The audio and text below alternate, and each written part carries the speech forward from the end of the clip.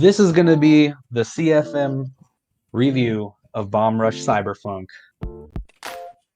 We got some of the music playing in the background, and I have just been listening to this soundtrack for a couple weeks now, just enjoying it. So, Same. I love this soundtrack. I haven't yet to play the game myself. I haven't jumped into Bombrush Cyberfunk, but I can't wait to play it just because of the aesthetic alone, and I love the soundtrack.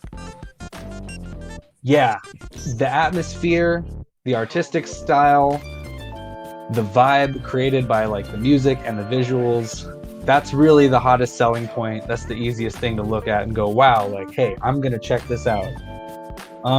Whether or not you stick around, is up to you. What I'm gonna preface it by saying, I'm a musician and I love, tearing apart music and just getting into different genres. And like, not only do I play like in a band with a guitar, but like, I also like to make music on a computer. And, drum and bass is my thing. I don't know if you've listened to any of the CFM music, but a lot of jungle, a lot of break beats. And man, I'm going to try not just to say it a whole lot, but we all know, if you were there for it, that this game was inspired by Jet Grind Radio from the Dreamcast and Jet Set Radio Future on the Xbox. The original Xbox. Yeah, if you've got the Dreamcast Classics bundle on Steam, you got Jet Grind Radio.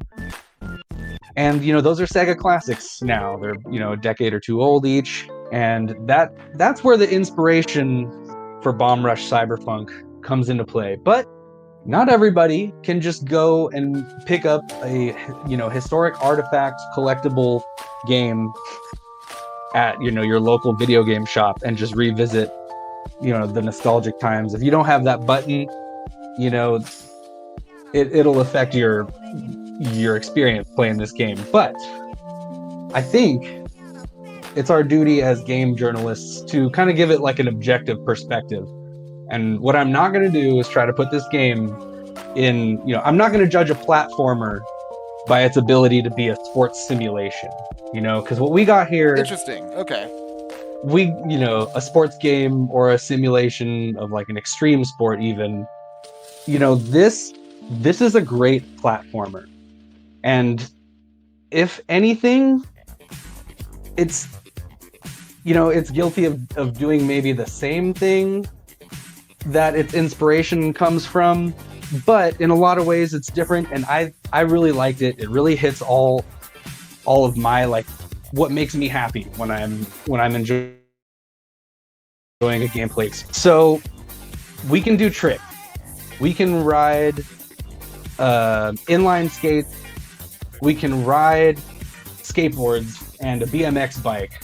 You unlock up to 3 characters, but it's not like, if you want this to be Tony Hawk, you're going to be a little disappointed. There's no like grind meter, the tricks and the combos.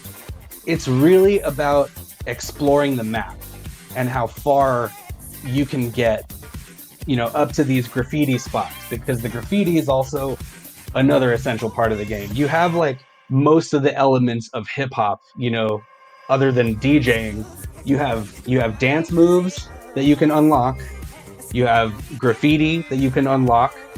And the way you do graffiti is through input with the control stick. So if you happen to be spraying the same graffiti, like, you need to try a different combo, or maybe move the stick to a different direction and like, try different stuff and really experiment. But the combos and the tricking is really about exploring the map and how far you can get, because the multipliers are earned by hitting corners, and you have to hit the direction and lean into them and trigger your jetpack. See, and the jetpack is where it takes a step out from the mechanics of like the Sega inspiration. You can build up boost, and you can use boost to access different places. You kind of have to. You can also get off of your your skateboard, BMX bike, or inline skates, and you have to do. You can only access certain places by sort of crouching and doing like a power slide, like a Call of Duty power slide. Oh, in fact, wow. Okay. In fact, there's at least 2 racetracks where when you power slide off of your, move style vehicles, you can just power slide and you have to compete in like a race or do tricks or get combos in a little racetrack, which was built into the game. I'm glad to say I got to beat it. I got to make it to the end before I got to deliver this review for you guys. And one of the things, you unlock more stuff as you go. It takes a while to get all the characters and to get like your BMX bike going. But it tells you kind of casually, like it does with the BMX bikes. It's like, oh, you can hit turbo and trick at the same time, and it resets your timing meter. And once that clicked, I was like, oh wow, there's a whole mechanic to this game. I can, it helped out in the crew battle that I had to do, where I had to earn a lot of points. I was hitting all the corners, but there's actually a whole flat ground element of doing turbo tricks while you're grinding, or when you're on flat ground doing a manual or a wheelie, that like really extends the tricking quite a bit, and helps out in some of the harder escalation of like the crew battles. And another departure from its inspiration from Sega, Jet Grind Radio, JSRF, is the story. Because you could say it's like a body horror thing where the character loses his head and he's got to find it, and it's the cyberpunk universe, so like his head is replaced with a machine, but that's pretty weird. Machine head. Yeah, it's a little out there. Again, if you're holding to your expectations that this is going to be exactly like something you've seen before, you're going to be a little disappointed. Like, have an open mind. And I don't think this game has faults. They're very similar to Jet Set, and it's usually in the verticality. Like, oh, how am I going to access this weird? There's a graffiti spot up there, and the level design doesn't lead me into how I'm supposed to get it. But I gotta say, if you stick around and you make it to the end of this game, it's 8 to 12 hours, a whole playthrough, and it builds, and you learn a lot of stuff, and there's a couple cool plot twists that I really like about the story. It hits for me. And one of the cons is I don't know if it just comes with cell shaded graphics, but there's a bit of like visual clipping, and I think we've seen this before, and it's just kind of accepted as like, oh, that's a like manga, like they're drawing cells of animation. I think of it as like, if you've ever seen JoJo's Bizarre Adventure and you look at the character Jotaro, it's like, where does his hat end and his hair begin? It's like some kind of weird, it's a weird, so it's like a stylistic choice. Yeah, it's like you don't care if it clips, because your characters in the story are like anarchists or whatever, and they're just like, no, not about authority and whatever plans they're trying to pull. And I just want to like get up with my graffiti and my own style. But I really like the input-based graffiti system, because if you keep putting up the same graffiti, it's like, well, look at what other moves you can do. Like, you have to do like a different half circle, quarter circle, movement with your stick, and you have to unlock it first too. It's a lot of fun stuff to unlock, some cool cosmetics. In fact, even if you're being chased by the police or the authorities, they can get pretty annoying, and they kind of add like a cool cat and mouse to like, oh, I'm just trying to explore the map and get to some place. No, they will antagonize you and chase you down. The more graffiti you do, there will be like sentry guns that pop up and like snipers that will show up, and just guys with riot shields, and it's a hootenanny. It's quite, it's quite an Antifa hootenanny. And yeah, So there's some visual clipping, and if you're okay, you will get stuck. Another con, if you can't figure out, same thing with the games that inspired it, if you can't figure out the way to get up a obscure, rail in the corner somewhere, whatever part of the level design, you will have a bit of trial and error, and it doesn't exactly spoon feed you where you're supposed to go all the time, especially when it's in a vertical direction. But after finishing the game, you will know like where all the graffiti spots are. Like, you'll have an idea of how to do like the combos. It's not within reach. Like, it doesn't feel unfair. So all right. And if you if you practice your lines, you can nail the combos. So there's a lot there. Like, this is my whole thing. My big contention when I'm hearing a lot of this is I'm hearing a lot of give and take. I'm hearing a lot of if you stick with it, it's like this. On the surface, the tricking doesn't seem to have a ton of depth, but it has nuances that make it a little bit more dynamic as you're navigating the city. As always, missions don't seem very clear, and as always, verticality in these kinds of games can be a bit obtuse. So all of those things, all things considered, here's the real deal.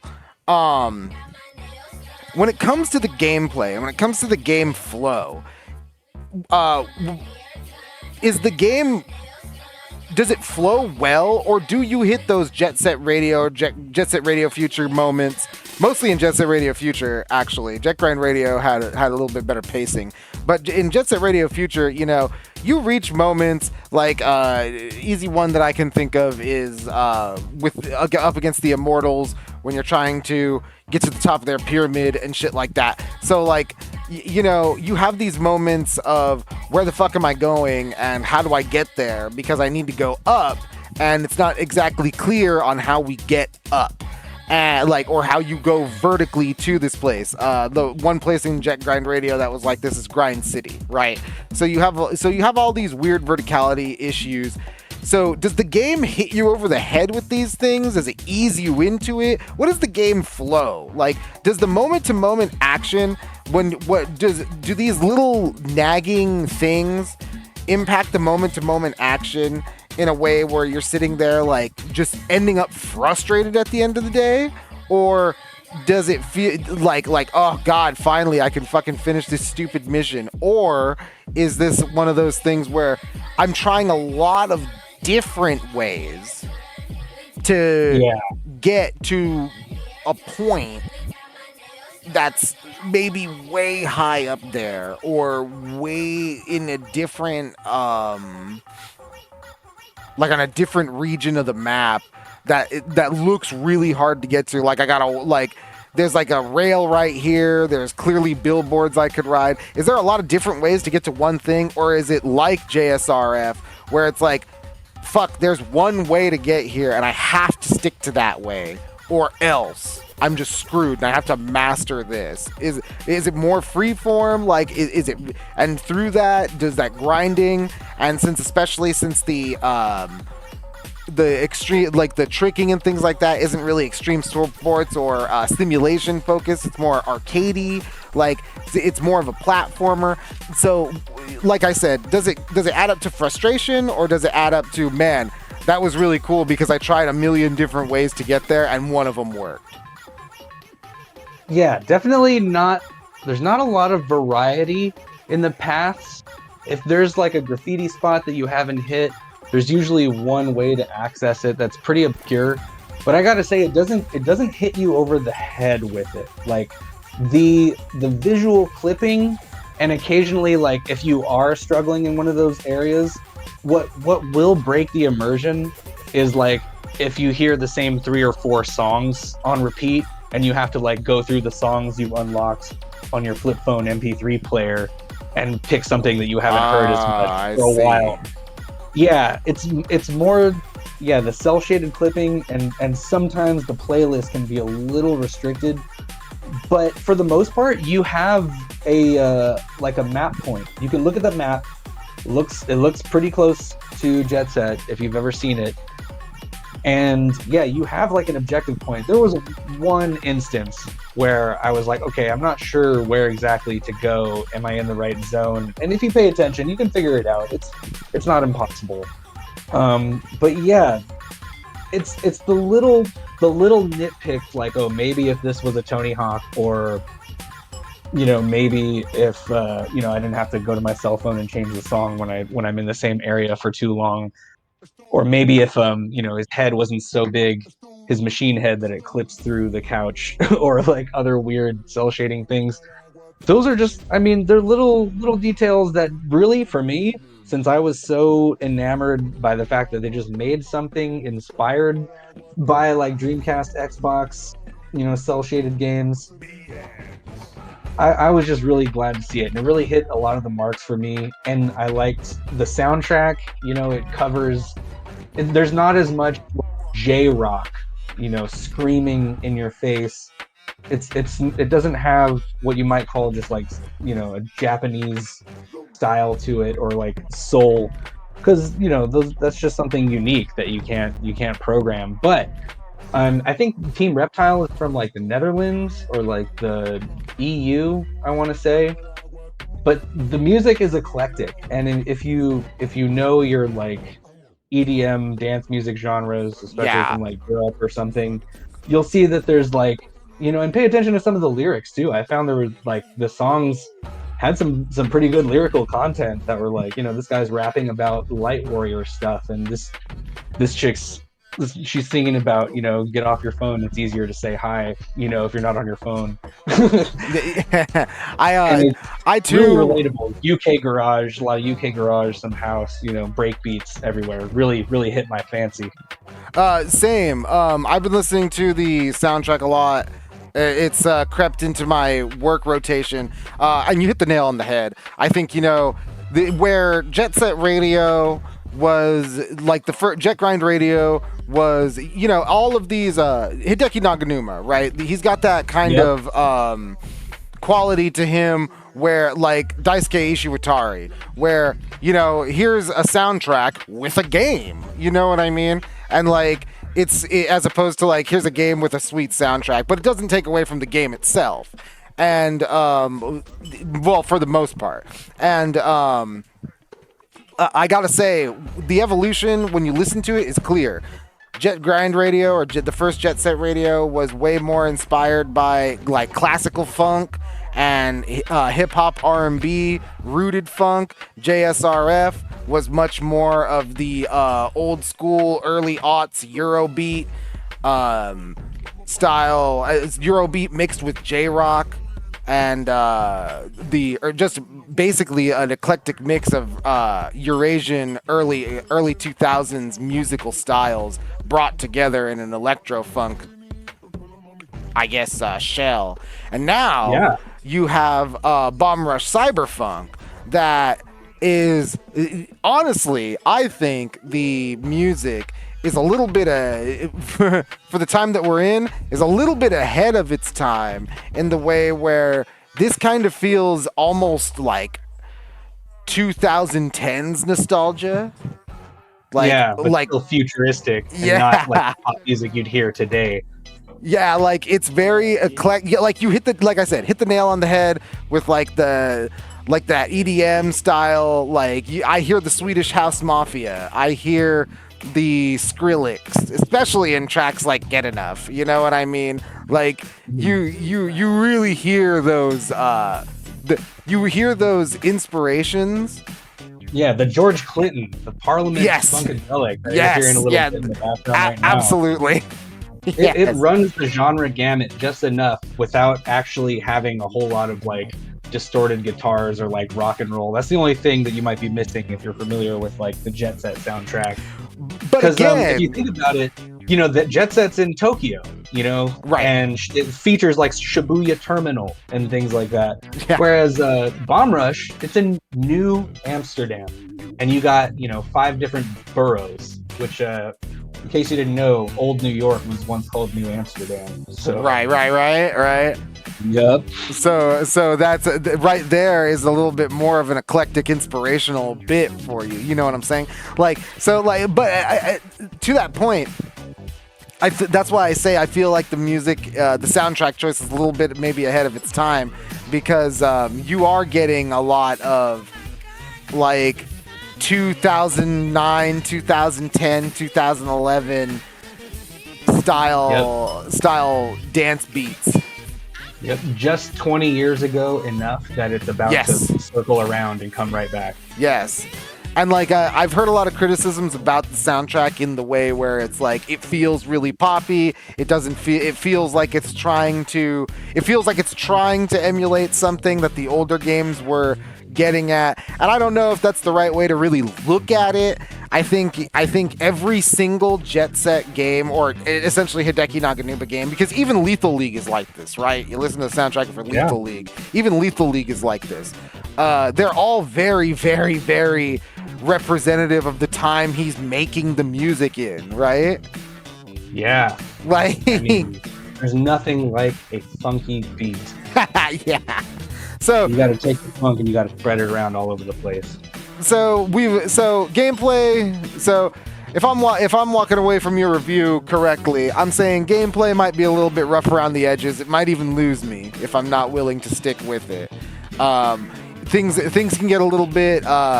Things can lack a little bit of quality of life. Not very many ways. Not very handholdy.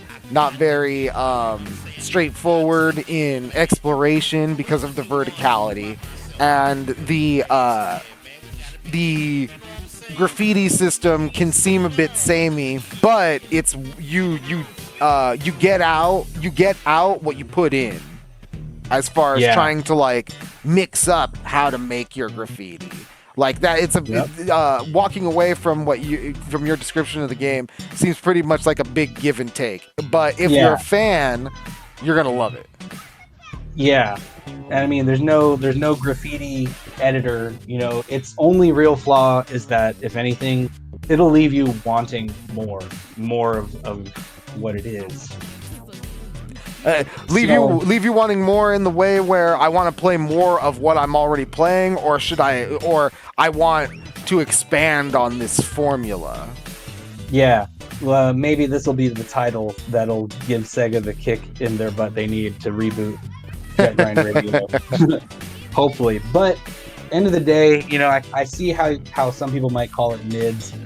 But this game really hit for me. I love the music. I love looking at it. I was really into the story. I felt it was way more dramatic than what's come before it. And like I liked the characters and some of the twists that the plot took.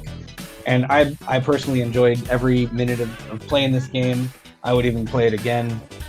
And I'm going to give it a 4 out of 5. Nice. 4 out of 5. Bombrush Cyberfunk. We will put this up on CFM Radio YouTube a little bit later on after the fact. But if you like Jet Set Radio and you like platforming, not necessarily taking the game as a extreme sports simulator, but more using your extreme sports tricks to get the heaven graffiti spots. Right. All the way up. There you go. To get to the heaven graffiti spots and really explore the world, then you're probably going to have a good time. Bombrush Cyberfunk, CFM Radio, 4 out of 5.